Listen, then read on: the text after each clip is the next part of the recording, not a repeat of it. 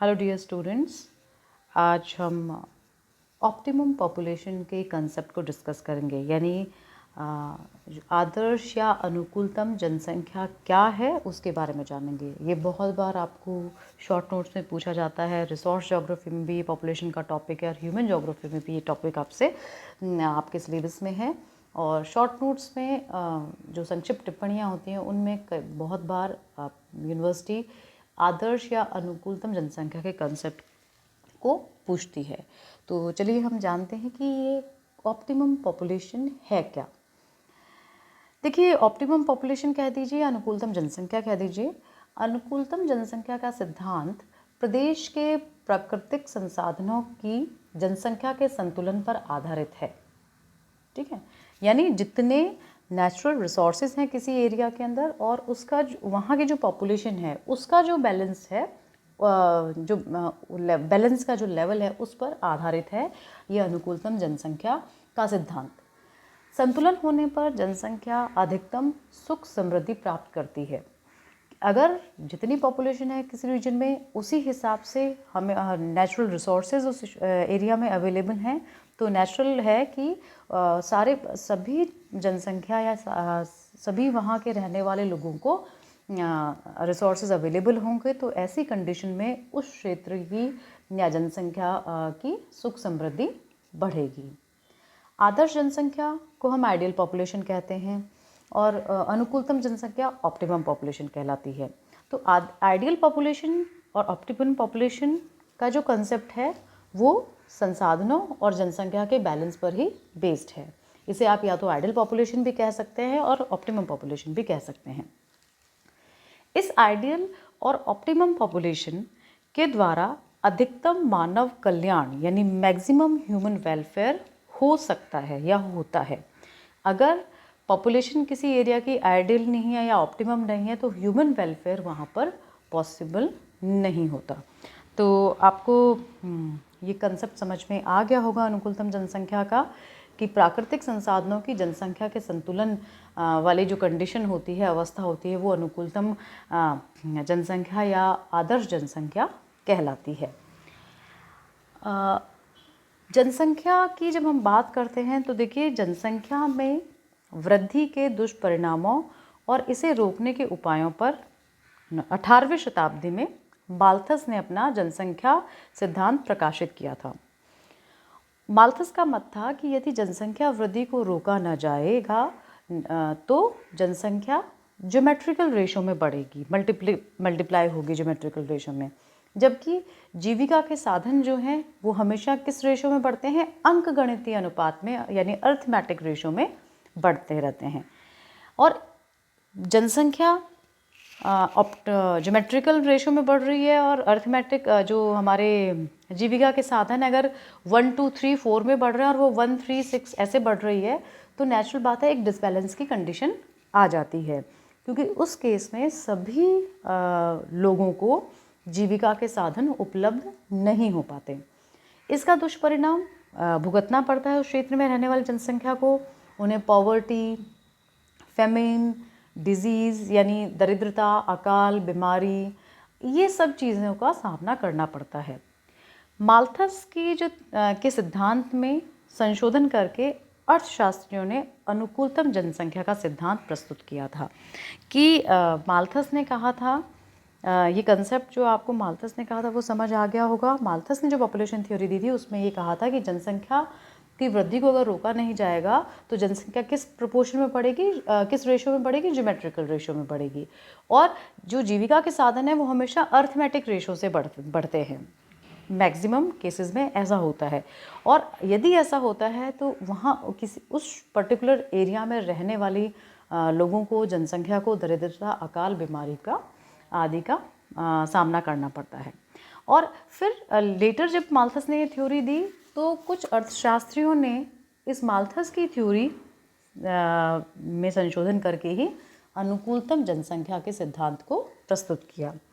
और बहुत से अर्थशास्त्रियों ने, स्कॉलर्स ने अपने अपने अनुसार से अनुकूलतम जनसंख्या के सिद्धांत को डिफाइन करने का प्रयास किया। जैसे एक इकोनॉमिस्ट रहे हैं डाल्टन। डाल्टन का कहना है कि अनुकूलतम जनसंख्या वह है जो प्रति व्यक्ति अधिकतम आय देती है। सबके अपने अपने मत रहे हैं, तो डाल्टन ने ये माना है कि वही अनुकूलतम जनसंख्या की कंडीशन कहलाएगी, वही आइडल पॉपुलेशन की कंडीशन कहलाएगी, जहाँ पर कैपिटा इनकम अधिक हो, यानी प्रति व्यक्ति जो आय है अधिकतम हो। फिर एक रॉबिन्स रहे हैं। रॉबिन्स का कहना है कि वह जनसंख्या जिससे अधिकतम उत्पादन यानी मैक्सिमम प्रोडक्शन संभव होता है अनुकूलतम या सर्वोत्तम संभावित जनसंख्या कहलाती है।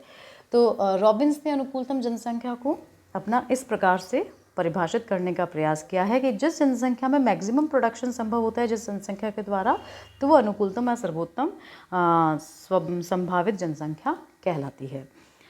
अब देखिए, ऐसा नहीं है कि जनसंख्या में वृद्धि सदैव ही हानिकारक होती है। हम ये नहीं कह सकते कि अगर पॉपुलेशन इंक्रीज हो रही है तो वो हार्मफुल है किसी एरिया में, या हम ये भी नहीं कह सकते कि जनसंख्या में जो ह्रास हो रहा है वो सदैव लाभदायक होता है। ये दोनों ही चीज़ें हम 100% हर एरिया में हर क्षेत्र के लिए एप्लीकेबल नहीं होती। यानी जनसंख्या में वृद्धि भी सदैव हानिकारक नहीं होती और जनसंख्या में जो ह्रास है, कमी है, वो भी सदैव लाभदायक नहीं होता। यदि किसी प्रदेश के प्राकृतिक संसाधनों का विकास करने के लिए जितनी जनसंख्या चाहिए हमें, उतने व्यक्ति उस प्रदेश में नहीं रहते हैं, तब वह प्रदेश जनसंख्या में हीन माना जाएगा, अंडर पॉपुलेटेड माना जाएगा। यानी अगर किसी एरिया में नेचुरल रिसोर्सेज खूब अवेलेबल हैं, लेकिन उन नेचुरल रिसोर्सेज का, उन प्राकृतिक संसाधनों का विकास करने के लिए जितनी जनसंख्या की आवश्यकता है उतनी जनसंख्या उस प्रदेश में नहीं रह रही है, तो वो प्रदेश क्या माना जाएगा? जनसंख्या में हीन, अंडर पॉपुलेटेड माना जाएगा। उस प्रदेश की जनसंख्या में वृद्धि होने से मनुष्य को लाभ होगा, और यदि उस क्षेत्र में जनसंख्या इंक्रीज होती है तो ऐसी कंडीशन में क्या होगा? जो नेचुरल रिसोर्सेज हैं उनको डेवलप करने के लिए हमें ह्यूमन रिसोर्स अवेलेबल हो जाएगा, मानव संसाधन अवेलेबल हो जाएगा, और अल्टीमेटली जो लाभ है वो उस क्षेत्र में रहने वाले लोगों को होगा। जब उस क्षेत्र की जनसंख्या बढ़ते बढ़ते आर्थिक क्षेत्रों में अधिकतम उत्पादन की अवस्था को पार करने के बाद बढ़ेगी, तो उसमें वृद्धि अहितकर होगी। अब देखिए, ये अगर उस पर्टिकुलर क्षेत्र की जनसंख्या में वृद्धि हो रही है और जितने वहाँ पर संसाधन उपलब्ध हैं वहाँ तक जनसंख्या बढ़ रही है, तो ठीक है, आर्थिक क्षेत्रों में उसको मैक्सिमम प्रोडक्शन अवेलेबल हो जाएगा। लेकिन यदि एक सीमा के बाद अगर जो मैक्सिमम प्रोडक्शन की लिमिट है उस अवस्था के बाद अगर जनसंख्या बढ़ती है, तो वो जो जनसंख्या की वृद्धि है वो हानिकारक होगी, अहितकर होगी उस क्षेत्र के लिए। क्यों? क्योंकि उस दशा में उत्पादन में उत्पत्ति ह्रास नियम यानी लॉ ऑफ डिमिनिशिंग रिटर्न्स क्रियाशील होने लगता है, और उस समय वह प्रदेश अधिकतम जनसंख्या वाला प्रदेश माना जाएगा। अगर उस क्षेत्र में प्रोडक्शन का जो लेवल है उस लेवल के बाद जनसंख्या बढ़ती है, तो वो जो क्षेत्र है वो लॉ ऑफ डिमिनिशिंग रिटर्न्स की अवस्था में आ जाएगा, यानी लॉ ऑफ डिमिनिशिंग रिटर्न उस क्षेत्र में क्रियाशील हो जाएगा, और उस समय क्या है, वो जो क्षेत्र है ओवर पॉपुलेटेड माना जाता है। तो एक बैलेंस की सिचुएशन जो है वो बहुत ज़रूरी होती है। अब देखिए, जब हम बात करते हैं जनसंख्या के अनुकूलतम बिंदु की, ऑप्टिमल पॉइंट की, तो देखिए जनसंख्या का अनुकूलतम बिंदु स्थिर नहीं रहता है। यह जो बिंदु है किस पर डिपेंड करता है? संसाधनों पर के उपयोग पर डिपेंड करता है। तो ये बिंदु संसाधन उपयोग यानी रिसोर्स यूटिलाइजेशन की विधि, उस क्षेत्र की आर्थिक दशा और तकनीकी अवस्था यानी टेक्नोलॉजिकल स्टेज पर निर्भर करता है। तो आपको ये ध्यान रखना है, किसी भी क्षेत्र में जनसंख्या का जो अनुकूलतम बिंदु है वो एक जगह फिक्स नहीं होता। वो अनुकूलतम बिंदु रिसोर्स यूटिलाइजेशन की विधि पर, उस क्षेत्र में जो रिसोर्स यूटिलाइजेशन की टेक्निक है, वहाँ की जो आर्थिक दशा है और जो टेक्नोलॉजिकल स्टेज है उस पर डिपेंड करता है।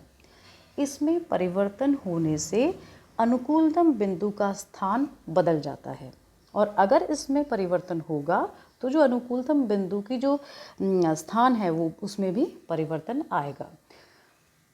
इसलिए यदि किसी ओवर पॉपुलेटेड प्रदेश में यानी जनाधिक्य के प्रदेश में कृषि के उत्पादन की विधि में सुधार किए जाते हैं, या नए संसाधनों को उपयोग में लाया जाता है, या टेक्नोलॉजी में कोई प्रगति हो जाती है, तो उस प्रदेश में जनसंख्या में वृद्धि होने पर भी अधिक आर्थिक कल्याण हो सकता है।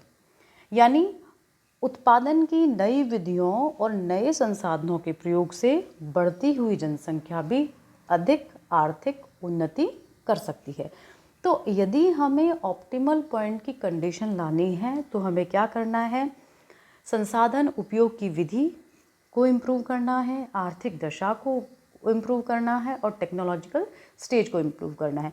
अगर ये तीनों अवस्थाएं इम्प्रूव्ड कंडीशन में हैं तो जो जनसंख्या की जो वृद्धि है उसमें भी आर्थिक कल्याण किया जा सकता है और आर्थिक उन्नति हो सकती है। तो ऐसी कंडीशन में भी इन तीनों के कारण जो किसी भी क्षेत्र की पॉपुलेशन है वो ऑप्टिमम पॉपुलेशन कहला सकती है।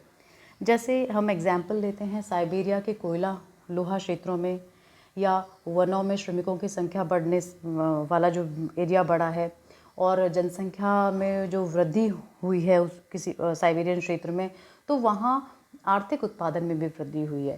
देखिए साइबेरिया में कोल आयरन रिसोर्सेज साइबेरिया रीजन में रशिया में मिलते हैं और साथ ही साथ जो वहाँ पे फॉरेस्ट एरियाज़ भी हैं, तो उन एरियाज़ में पॉपुलेशन वृद्धि हुई है, तो रिसोर्स यूटिलाइजेशन में भी उसमें वृद्धि हुई है। तो वहाँ इस कारण जनसंख्या में वृद्धि से वो जो प्राकृतिक संसाधन साइबेरिया में उपलब्ध थे उनसे आर्थिक उत्पादन में वृद्धि हुई है। तो ऐसी कंडीशन में जो पॉपुलेशन है वो ऑप्टिमम पॉपुलेशन कहलाएगी। लेकिन यदि जो रिसोर्सेज नेचुरल रिसोर्सेज संसाधन वहाँ पर उपलब्ध है, फॉरेस्ट वहाँ पे उपलब्ध है और जो मैक्सिमम प्रोडक्शन का लेवल है उस स्टेज के बाद यदि पॉपुलेशन बढ़ती है तो वो हानिकारक कहलाती है, वो ऑप्टिमम पॉपुलेशन नहीं कहलाती है। भारत की हम एग्जाम्पल लें तो भारत में बिहार और मध्य प्रदेश के कोयला लोहा क्षेत्रों में नए नगरों के जैसे सिंदरी है, बोकारो है, भिलाई है आदि के बसने के बाद इन खनिज क्षेत्रों में आर्थिक उत्पादन बढ़ गया है, पर वहाँ भी जनसंख्या में अधिक वृद्धि होते होते अनुकूलतम की सीमा पार करने के बाद उत्पादन में कमी होने लगी है कुछ क्षेत्रों में। अतः अनुकूलतम जनसंख्या उन्हीं प्रदेशों में हो सकती है जिनमें जनसंख्या और संसाधनों का पारस्परिक समायोजन रहता है। तो ये कुछ एग्जाम्पल्स हैं, इंडिया के भी हम देख ले सकते हैं और वर्ल्ड के एग्जाम्पल्स भी हम देख सकते हैं कि जहाँ पहले नेचुरल रिसोर्सेज थे और पॉपुलेशन अवेलेबल नहीं थी वहाँ पर, तो वो अंडर पॉपुलेशन की कंडीशन में थे। लेकिन जैसे जैसे जनसंख्या वहाँ माइग्रेट करके जाने लगी, रिसोर्सेज को यूज़ करने लगी, तो ऑप्टिमल पॉपुलेशन की कंडीशन आने लगी। लेकिन जनसंख्या की अधिक वृद्धि जब होते होते अगर एक्सेस में गई रिसोर्सेज के जो जितने अवेलेबल रिसोर्सेज हैं उनसे बढ़ गई, तो वो अनुकूलतम जनसंख्या की सीमा को पार कर गई और उससे जो प्रोडक्शन है वो भी कम पड़ने लग गया। तो अनुकूलतम जनसंख्या को हम समझाना चाहें तो वो उन्हीं प्रदेशों में हो सकती है जिनमें क्या है, जनसंख्या और संसाधनों का पारस्परिक समायोजन रहता है। तो ऑप्टिमम पॉपुलेशन, आइडियल पॉपुलेशन और रिसोर्सेज के पारस्परिक समायोजन पर निर्भर करती है। मैं आशा करती हूँ आपको ये आइडियल पॉपुलेशन या कह लीजिए ऑप्टिमम पॉपुलेशन का कॉन्सेप्ट समझ में आ गया होगा।